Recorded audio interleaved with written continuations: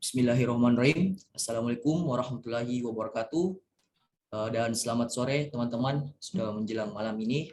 Perkenalkan, saya Yusran Eka Nandika sebagai chairman dalam diskusi kita pada hari ini, dan Muhammad Arif Noval sebagai sekretaris atau sebagai scriber.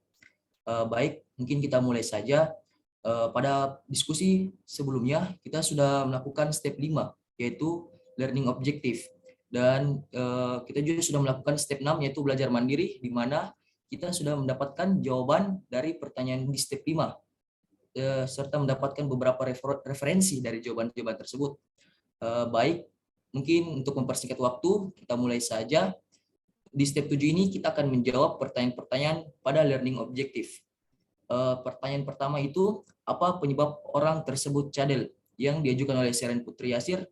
Mungkin ada teman-teman yang ingin menjawab. Oke, baik, silakan Aldian.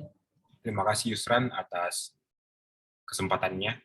Jadi jawaban saya terkait pertanyaan yang apa penyebab orang tersebut cadel ialah gangguan berbahasa atau cadel disebabkan oleh dua faktor, yakni faktor fisiologis, anatomi organ tubuh, dan juga faktor neurologis atau gangguan syaraf pada otak.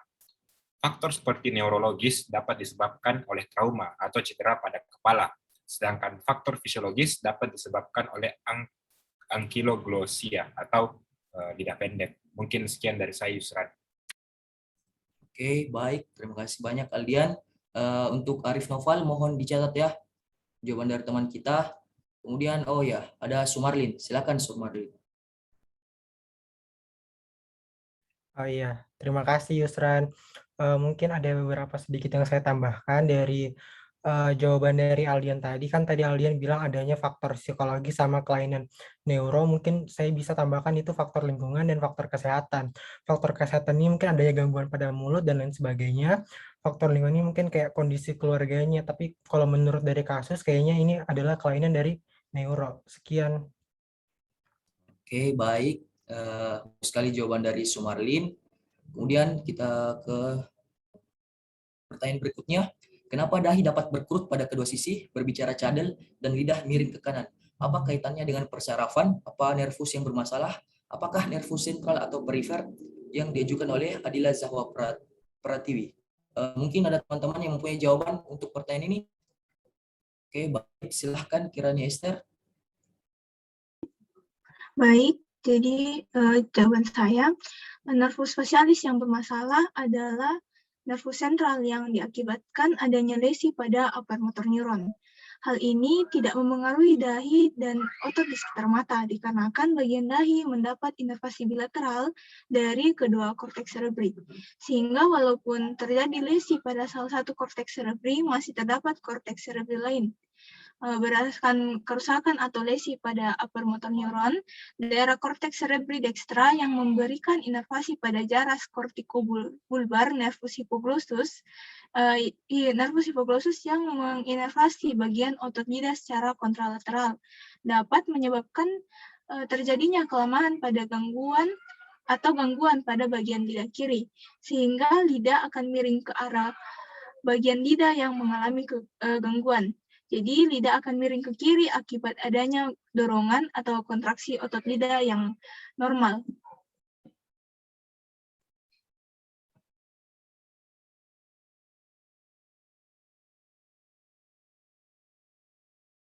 Sekian dari jawaban saya, terima kasih. Oke, baik. Terima kasih banyak Kirani. Mungkin kita lanjut saja ke pertanyaan berikutnya. Apakah gejala ini merupakan dampak dari organ dalam yang sedang bermasalah? Pertanyaan ini diajukan oleh Seren Putri Yasir. Mungkin ada teman-teman yang ingin menjawabnya.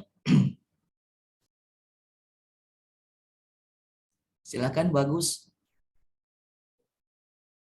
Baik, terima kasih atas kesempatan yang diberikan. Jadi, kalau jawaban saya mengenai pertanyaan ini, apakah gejala ini merupakan dampak dari organ dalam yang sedang bermasalah? Bisa saja terjadi kerusakan pada otak.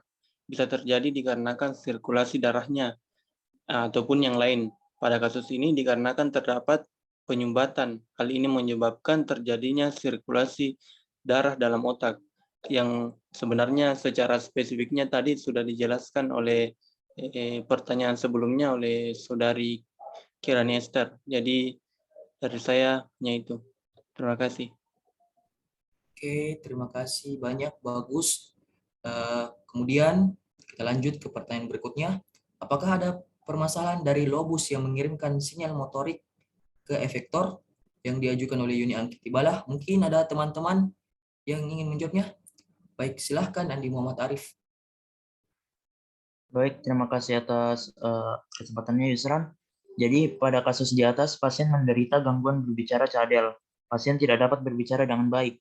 Pada pasien stroke, salah satu gejala yang dapat muncul adalah berbicara tidak jelas, atau pelo, atau tidak dapat berbicara, atau afasia. Namun pada kasus ini, pasien tidak dapat berbicara dengan jelas. Hal ini pada umumnya disebabkan oleh kelumpuhan pada nervus cranialis 12 atau nervus hypoglossus, atau pada lobus frontal temporal cerebrum. Hemiparesis sinistra juga dapat disebabkan akibat adanya tekanan pada gyrus presentalis lobus frontalis, tepatnya hemisferium dextra. Terima kasih. Baik, terima kasih banyak Muhammad Arif. Jawabannya sangat bagus.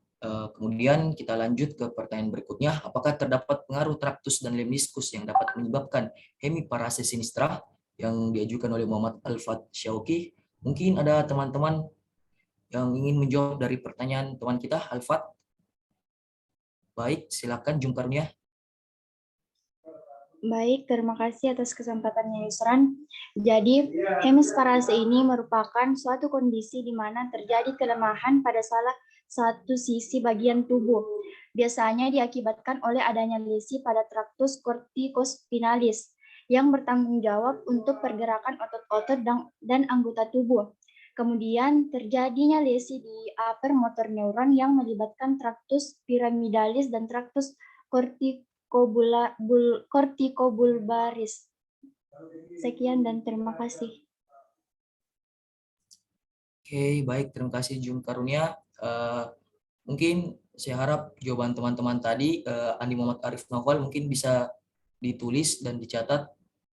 Oke, saya kira sudah terjawab semua ya pertanyaan dari step 5. Mungkin sampai di sini saja diskusi kita, karena kita sudah telah menyelesaikan step 7, yaitu di mana kita akan menjawab pertanyaan dari learning objective. Saya harap teman-teman dapat lebih mengerti dan lebih paham terhadap kasus-kasus seperti ini.